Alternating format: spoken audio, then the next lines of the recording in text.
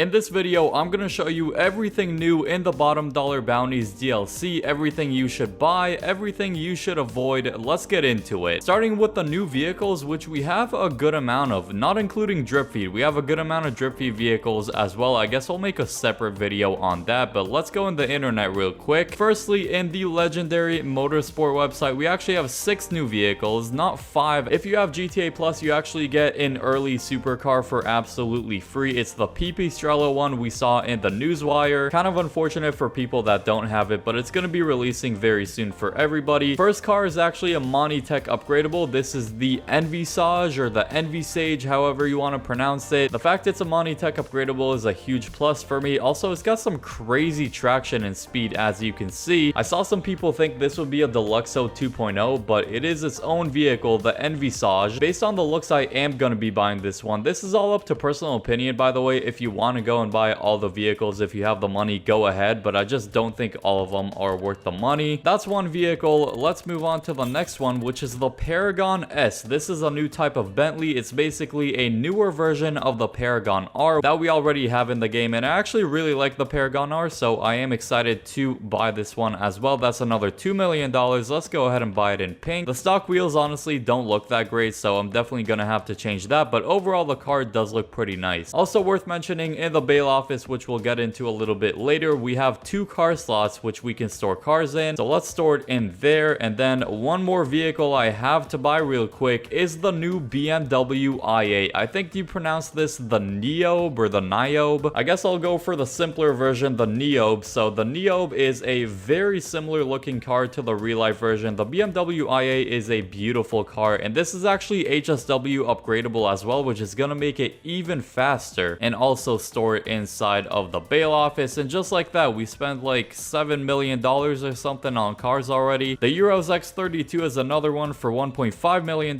Personally, I'm not too big of a fan of this one. It does have a good amount of customization, but for me, I'm not too crazy about these kind of cars. The Coquette D1 is a new type of classic car. This is a beauty, I have to say. Kind of reminds me of the Mamba we have in game, but this is a beautiful luxury car that I would love to own. So let me actually buy this one as well. It's also $1.5 million.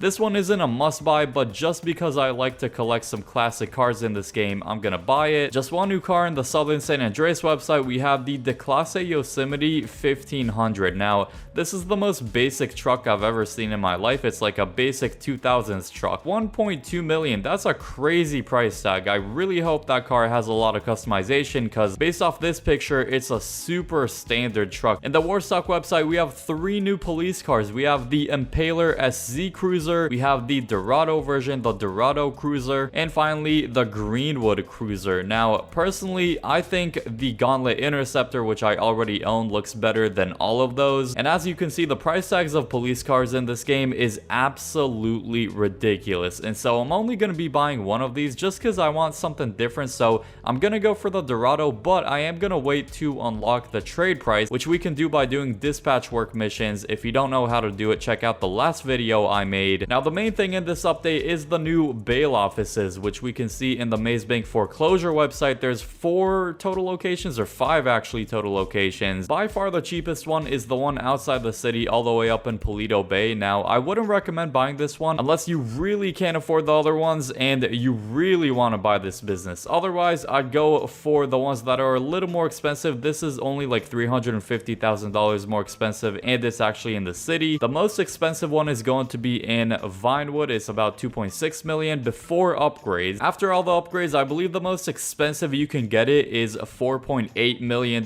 which is pretty much what I bought it for. The most important upgrade being this one, the Agents, which is the most expensive. It's $750,000 per agent, so if you get both, it's $1.5 million on top of the 2-point-something million. Basically, they act like a semi-passive money method. You just go up to them, press right D-pad, and then they do some bail enforcement work. That's gonna fill up some money inside of the wall safe of the bail office, which is pretty nice. So overall, it's a pretty good business. I'm not gonna hop on the early hype train and say it's amazing. Great money method to do daily in GTA Online. I mean, you just hop on once per day and do this one easy $130,000. Wow, this thing looks so similar to the real life version. It's got the butterfly doors, of course. Very unique looking vehicle. As you can see, there's a space between the headlight and and the structure of the car, like the rest of the body right there. That's pretty cool. 25 different categories to customize. That's actually a lot. The acceleration isn't the best, but when it comes to handling and traction itself, it's really good. It just takes a little bit of time to get to the top speed. Drop a like if you enjoyed this video and subscribe if you are new to the channel so you don't miss any more awesome videos like these. Click the video on screen now for the business guide I made on the bail offices in GTA Online.